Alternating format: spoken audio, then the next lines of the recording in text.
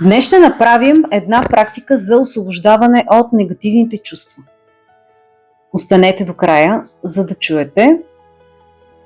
Тази практика е наистина много работеща. Пробвала съм я както върху себе си, така и на клиенти и е доказано, че работи.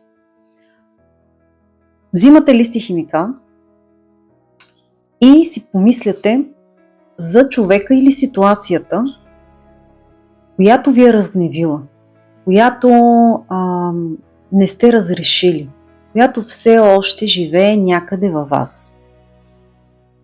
Казвате си, това е минало, обаче вътрешно тази емоция не е преминала, не сте я обработили и като се сетите за самата ситуация, се връщат същите емоции. Така ли е? И започвате да пишете.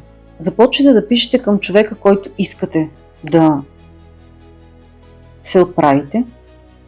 Няма да пращаме това писмо, което ще напишем. То е само за вас. Не пишем обвинения, а пишем как ние сме се чувствали. Как се чувствам аз в тази ситуация? Как съм се чувствала? Какво съм мислила? Как съм я приела? Защо така съм я приела по този начин? Абсолютно всичко си го описваме на листа. Когато сме готови, пишеме 4 думи, които са много важни да бъдат написани. Думите са: обичам те, благодаря ти, моля те, прости ми, съжалявам. Знам, че ще ви е трудно да ги кажете тези думи, да ги напишете за някой конкретен човек. Но повярвайте ми, вие не го правите за тях. Вие го правите за себе си. Ние няма да пращаме това писмо. То остава за вас. Напротив, даже ще го изгорим. Когато сте написали цялото писмо и сте написали тези 4 думи, взимате листа и го горите.